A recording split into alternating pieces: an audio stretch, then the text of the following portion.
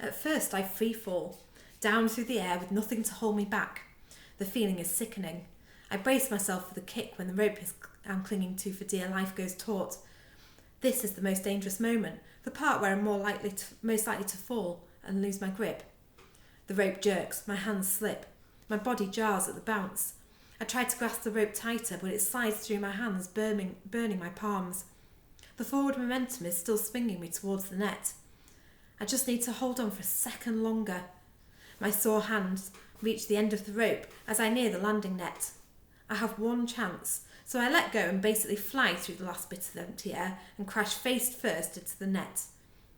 I manage to grab it with one hand and I try to lock it shut while the rest of my body bounces away from the net and then back towards it again. I get my other hand onto a rope, then a foot. I've made it. I hang there for a second, dripping with sweat and relief. There's no breath left in my body. But Hosh has grabbed the swinging rope and is strapping herself into the safety harness. I force myself onwards, climbing the net as quickly as I can, though my whole body wants to give up and die. I only have a few seconds before she jumps. I slide clumsily onto the platform. I'm not going to be winning any awards for being slick. Then I take off my backpack and put out the can of olive oil. Hosh jumps at the same moment she clocks the oil. She howls, but it's too late. I pour it all over the safety net. When she hits it, she tries to grab on, but her hands just slip off. She bounces back and tries again on the return swing, but her hands are oily now and she has even less success. She's losing momentum and she can't get onto the net. She's stuck and she knows it. She scraws, like Digger did, only hers is higher pitched so it sounds even more terrible. I put my hands over my ears while I grin at her furious face.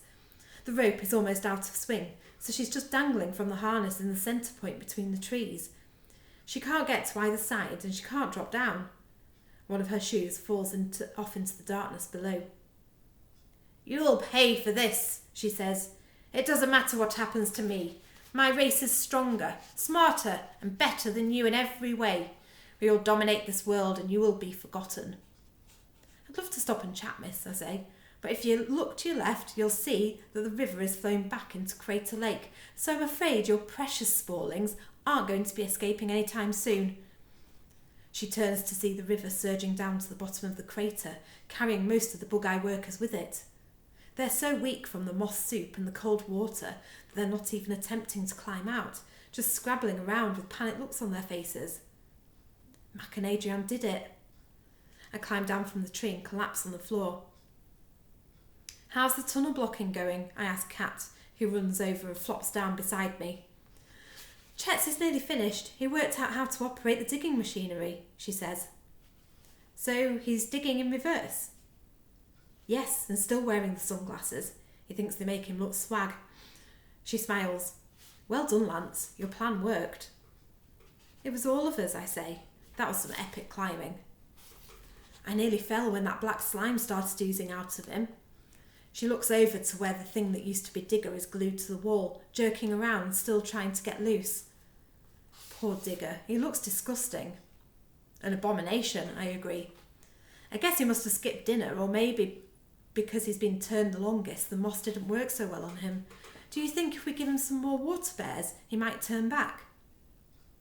"I don't think there's any coming back from that," I say, "but hopefully the others will be okay. Are you up to doing one more job?" "Of course."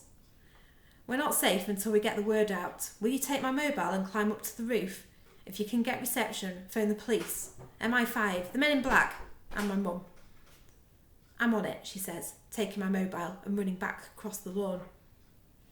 I want nothing more than to lie here and fall asleep, but there's work to be done, so I force myself to get up.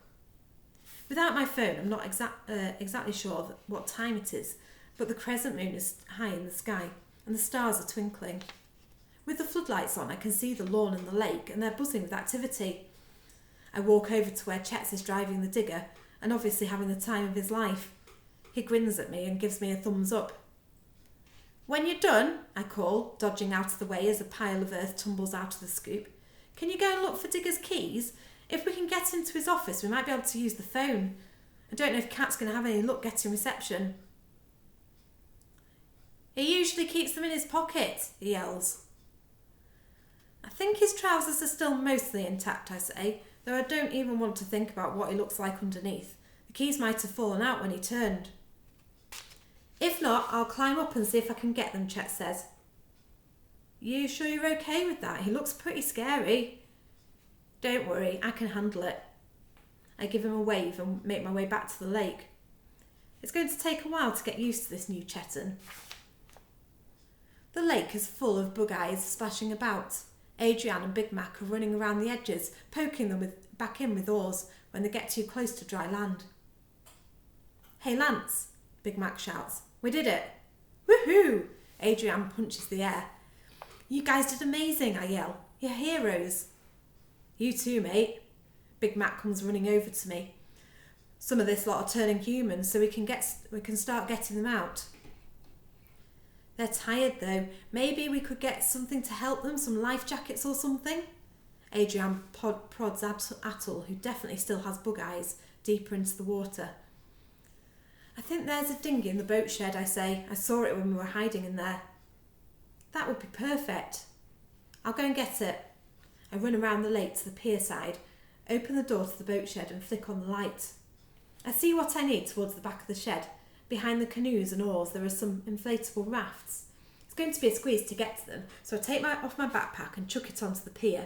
Then I go for the inflatables, climbing over piles of rope and oars until I'm at the back of the shed. Suddenly, the light flickers.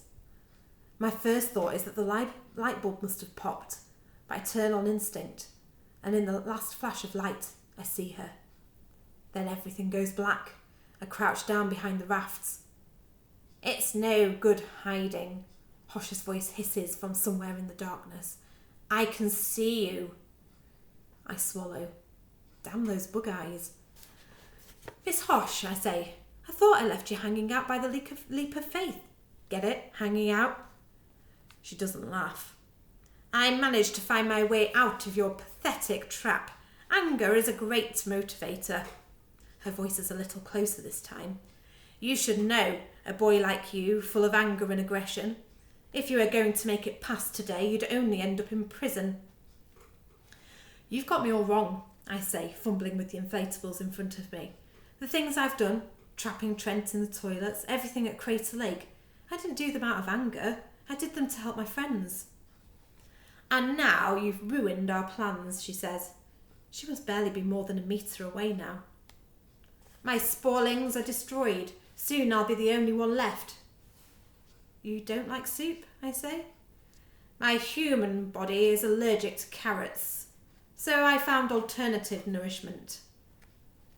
Okay, I say. I'm stalling. I need a few seconds more. Firstly, a carrot allergy, that's random. And secondly, the way you say alternative nourishment sounds totally creepy, like you were eating human entrails or something. I know what you're doing, she says. She's so close I can feel her breath on my arm. But there's no way of getting out of this alive. You're not clever enough to defeat me. See? That's where you're wrong, I say, and I yank the ripcord of the dinghy in front of me. It pops up hard and starts inflating, knocking Hosh back. I hear a crash and a scrawl, and I run, clambering over the boats towards the light coming in around the edge of the door. I fling it open and run out onto the pier, grabbing my backpack. There's a deafening scrawl behind me, and Hosh comes running out of the shed. Do you know what, miss? I say, running and trying to open my backpack. I might not be in the top group for maths. I might not be on the football team. I might not have the most house points. But that doesn't mean I don't have smarts, and it doesn't mean I don't have skills. I'm at the end of the pier now. I could jump into the lake, but that isn't going to get this finished. Hosh slows down to a walk. She knows I'm not going anywhere. Compared to me, you're nothing, Lance Sparshot. It's like that ridiculous game you all play, the one with the geek, the robot and the overlord.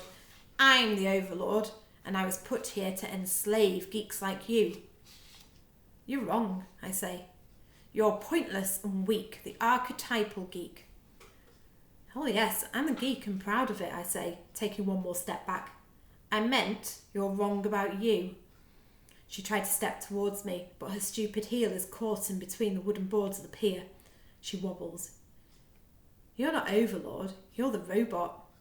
I launch myself at her, and as she opens her mouth to scrawl, I stuff in a bunch of moss and hold my hand over her mouth, pushing us both over the edge of the pier. She fights me as we fall, but as we plunge into the water, the shock of the cold makes her gasp. She swallows the moss. I let go of her face and hope I never have to get that close to a teacher again. Then I leave her to splutter back to the surface. I take a breath and swim for shore.